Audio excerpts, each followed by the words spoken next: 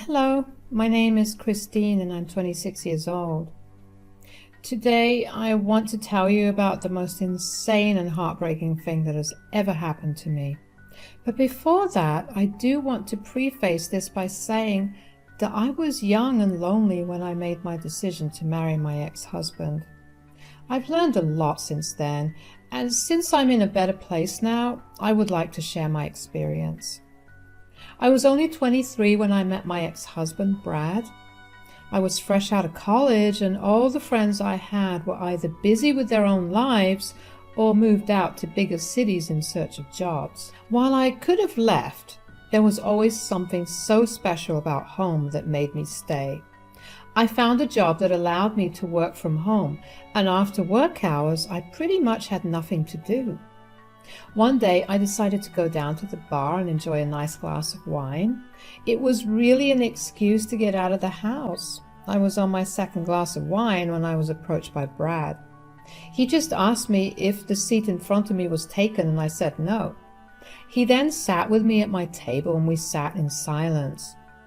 I will be honest and say that I was a little creeped out by him at first. He looked like he was at least 25 years older than me, and I didn't want to be hit on, but he started a conversation with me and I found him intriguing. Hey there. Hi. I'm sorry, but I just had to come over and tell you that you look really beautiful.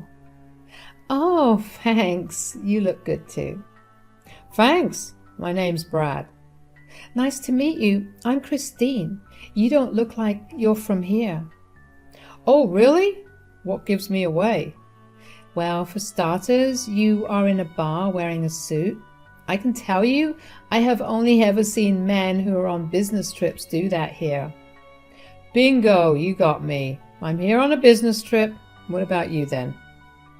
Are you from around town? Oh yeah, I was raised here and I plan on staying here till I'm gone. Don't you ever want to move? No, I'm way too attached to this place. Well then, are you telling me that I'll be able to meet you a lot more? I don't know. Aren't you married? I mean it in the nicest way possible. You're a lot older than me and you seem like you're married. I know I look older, but believe me, I'm as single as they come. It's really hard to meet women who I actually connect with nowadays. Everyone's either married or fresh out of a divorce. I just want to hang out with someone who I can joke around with and not worry about anything, you know? You're telling me. Guys my age only want one thing, and that's to get in bed with me. Okay, how about this? I'll be in town till the weekend. Why don't you give me your number and we can go on a date? If we like it, we can hang out some more whenever I come into town. And I don't like it? We'll just call it quits and delete each other's numbers from our phones. All right, I'm down for that.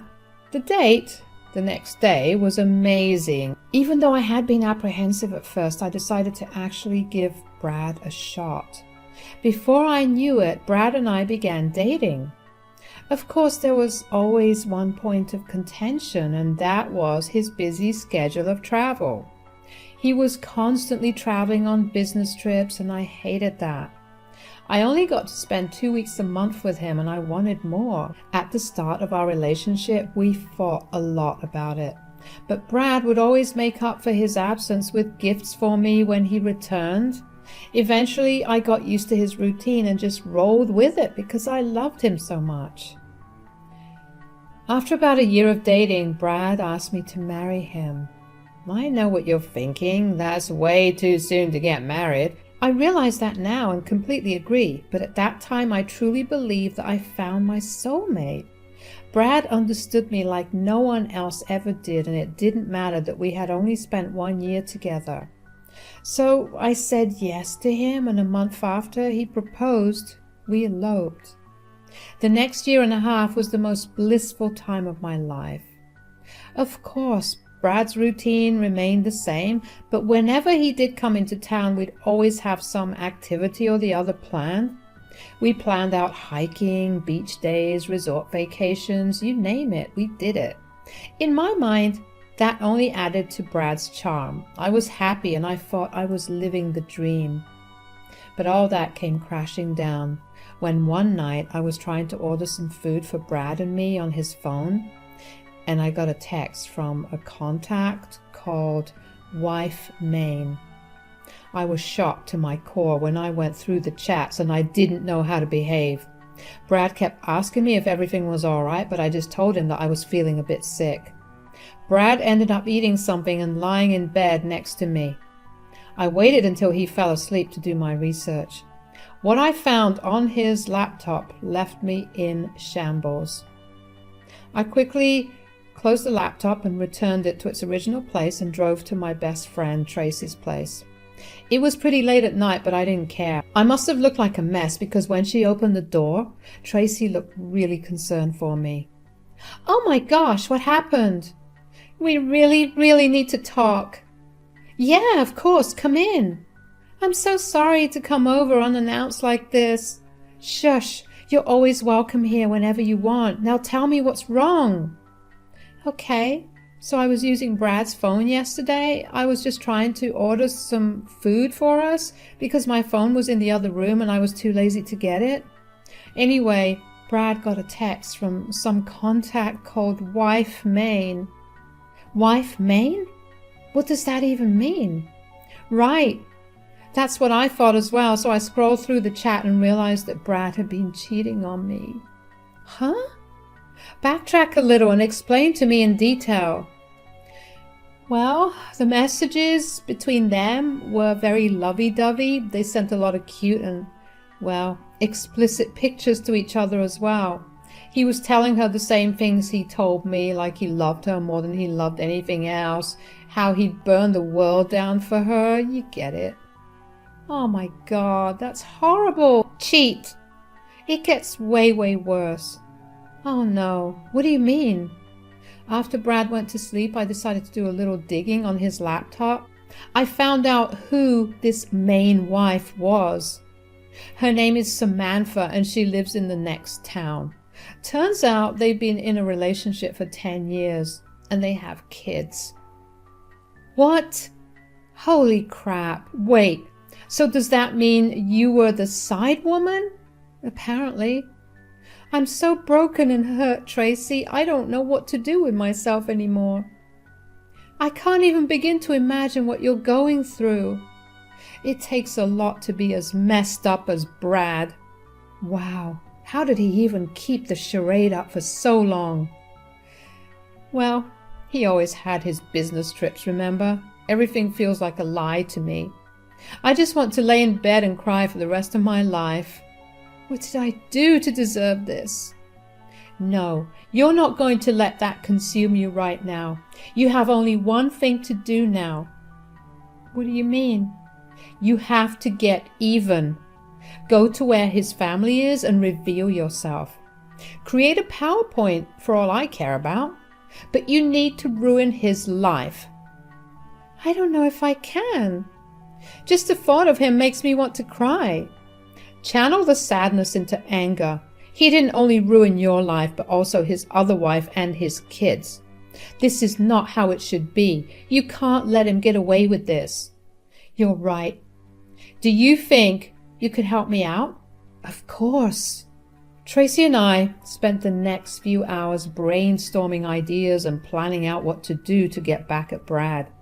I wanted to hurt him in the same way he hurt me. I couldn't even begin to imagine how Samantha and his kids would feel when they found out just how much of a scumbag Brad was. With a little bit of looking into Samantha, Tracy and I were able to find out that she was organizing a birthday party for Brad the following week. So I already knew that Brad would tell me that he had a business trip to go on. Tracy and I decided that I would do a grand reveal of Brad and I's relationship at that party. Tracy told me to send her all the pictures I have with Brad, along with the timestamps and locations so she could compile them into a slideshow. I was grateful for her help because without it, I would have just been wallowing in self-loathing. After a little more planning, I went back home. Brad was still fast asleep. The sight of him made me want to throw up, but I knew better than that. I somehow managed to fall asleep that night. The next morning, to no one's surprise, Brad told me that he had some bad news to give me. "Hey, honey, I have some bad news." "Oh, no. Are you going on another business trip?" "Yeah, it's an important client that my boss needs me to get for the business." "But it's your birthday next week. You were supposed to be off." "I know, and I feel really bad that we can't celebrate it together." "Well, when will you be back?" "In about 2 weeks." "Oh, isn't that a long time? Usually you're gone for a week." "Yeah, but when I get back, you'll have me for 2 weeks. "Really?" "Oh yeah, my boss agreed to me doing a 2-week straight business trip for 2 weeks in town." "Okay then. I mean, it still sucks that you won't be here on your birthday. Is there any way for me to travel with you? I have vacation days that I need to use up. I could always take the next 2 weeks off so we could celebrate your birthday." "No, absolutely not." "Whoa, why?" "Well, I'd be way too busy to actually spend time with you." "I'm sure you could make some time for us to celebrate your birthday." "No, I don't think I'll be able to because, I have a big meeting scheduled on that day." "Oh, that's okay. Just get back soon, okay?" "Of course." I tried my best to act normal. I couldn't afford him catching on to what I knew. I acted as disappointed in his business trip as I could. As soon as he left the house, I put my plan into motion. I met up with Tracy and we went shopping for my clothes. The party was full of Brad's family and what looked like business friends. Anyways, Brad saw me and ran up to me with a look of panic on his face. "Christine, what on earth are you doing here?" "Oh, happy birthday, babe. I just thought that I'd come over and wish you well. Surprise." "Thank you, but you need to leave." "Was your big meeting just a birthday party for you? How could you hide that from me?" I didn't know this was happening until yesterday." "You could have still called me, you know." "Christine, please, don't make a scene and just leave." "But it's your birthday. I want to spend time with you." "I love that you thought of surprising me, and believe me, I'm very surprised, but I really, really need you to leave." "Nonsense." "Introduce me to the people here. Let me meet my husband's friends and colleagues." "That will not be happening. Just leave before anyone else sees you." "Why are you so afraid of someone else seeing me? I'm your wife, aren't I?" "Of course, but you know I don't like my personal and professional life getting mixed up. So get out of here soon. I spent so much time and effort on you, and this is how you're treating me? Are you serious?" "Please lower your volume. I'll make it up to you, I promise." "Oh crap, I need to go." I was confused about why he had to go suddenly, but looked towards where he looked before leaving me. There, I saw Samantha approaching me with a look of confusion on her face. "What is going on here? Who are you?" "Hi, Samantha, I'm Christine. I'm someone that you should know about." "Huh? What are you talking about?" "You see, we both know someone in common. Your husband and I are really close." "Oh? How do you know my husband?" "Well, you see, he came over to my town a lot, and we happened to meet at a bar. He told me he was single, and even though he was a lot older than I'd usually go for, he was a nice man. He treated me right." "What are you saying? My husband would never. Brad is very, very against cheating of all kinds. He even runs an NGO for victims of cheating who have no support or places to go." "Why, that's pretty ironic, isn't it?" "Listen, I know that Brad has a lot of people who hate him, and this is one of your tactics to put him down. It will never work. Brad has fought against everyone who tried to accuse him of cheating for years." "Wow. Is this how he's been keeping you next to him? He just manipulates you over and over again so that you'll never believe a word anyone says against him." "Okay, you're crossing way too many lines here. I'm going to have you escorted out of here." "Look, I just wanted to tell you that I came here for a big reason, and I wanted you to know what Brad has been up to behind your back. While you take care of the kids all alone for weeks while he's gone, he and I are cuddling back in my place. Shut up. Stop saying that. Brad would never. Oh, really? Well, I have some proof for you. Why don't you just look over at the screen there?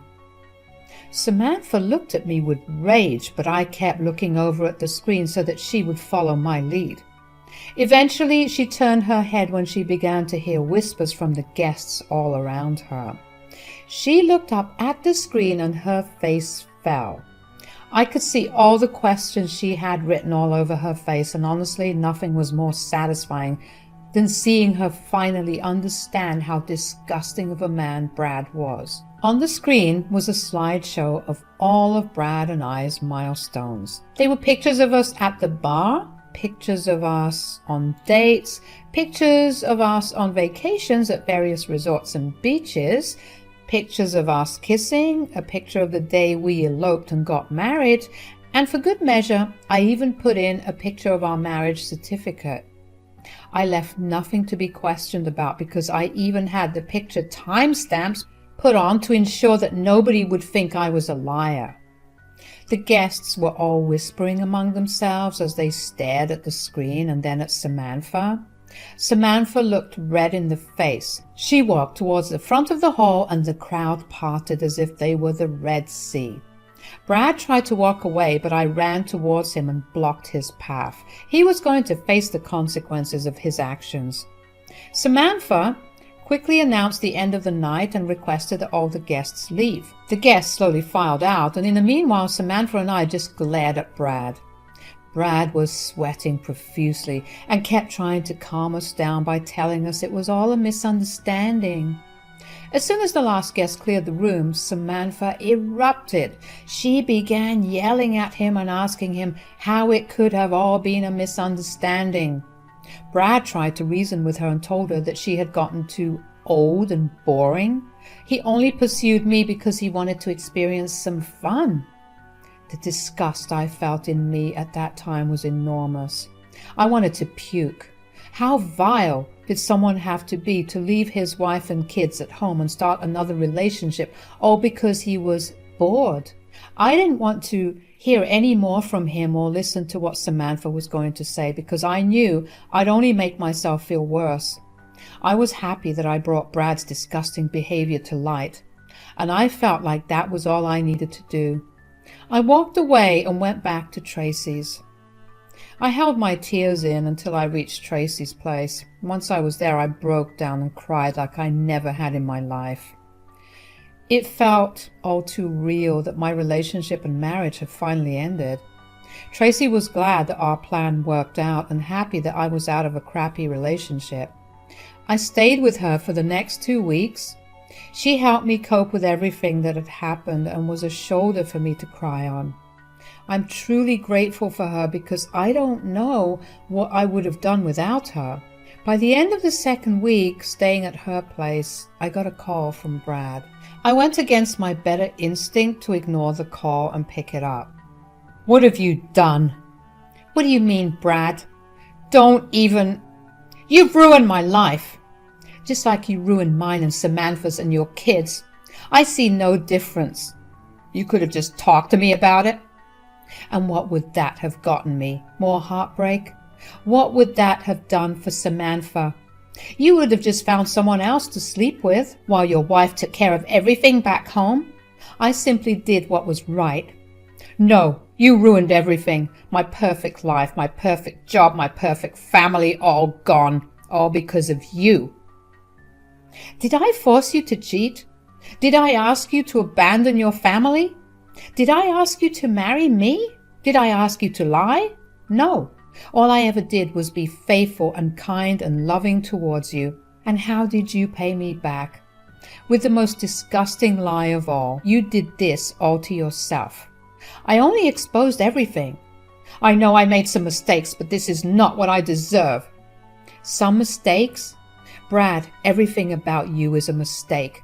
I don't even know how you made it this far into life without ever being caught. But you know what? You're right. You don't deserve this. You deserve much worse. I treated you so well, and this is how you repay me? Everything you did for me was a lie. Our whole relationship was a lie. How did you ever plan on keeping this up? Either Samantha or I would have found out at some point. What would you have done then? That was a problem for me to deal with later on. You had no right to interfere. Oh, I definitely had all the rights to interfere. I was the other woman. You know how I feel about cheating, and not only did you cheat on me, but you made me the other woman. You're absolutely vile, and I hope you get nothing in life from now on. All your stuff's packed, and I've mailed them to Samantha's place. I never want to see or hear from you ever again. Bye. The nerve that Brad had to blame me for ruining his life was really astounding. How could he have been so blind to the way his actions had affected so many people? I was super proud of myself for standing up to Brad. I knew what I had done was right. If not for me, then definitely for Samantha and her children. And I got the confirmation for that when 2 days later, Samantha called me. She thanked me profusely for exposing Brad and humiliating him that way. She told me that she always had an inkling that Brad had been cheating on her, but never found any concrete proof against him. She told me that not only was she getting a divorce, but she was also going to fight for full custody of the children, the battle for which wouldn't be hard considering Brad was barely there at home to even look after the kids. She also told me that Brad had been kicked out of the very organization he started because none of the members wanted him affiliated with them. All in all, I'm happy that Brad got to learn this lesson. I'm happy that Samantha and her kids will be able to live better now without worry of when Brad will come back home. As for Brad, I don't know what he's up to these days. It's been about a year since everything went down. Samantha got full custody of her kids and is living pretty well with her family. We've also become good friends in the process, and I visit her every now and then. Brad skipped town and nobody knows where he is. Even though I'm really curious about his whereabouts, it's definitely for the better that I don't know. Life is finally beginning to become normal, and I'm glad that I overcame the biggest nightmare in my life with ease, and that was all thanks to the people that stood by me the entire time. Thanks for listening to me today.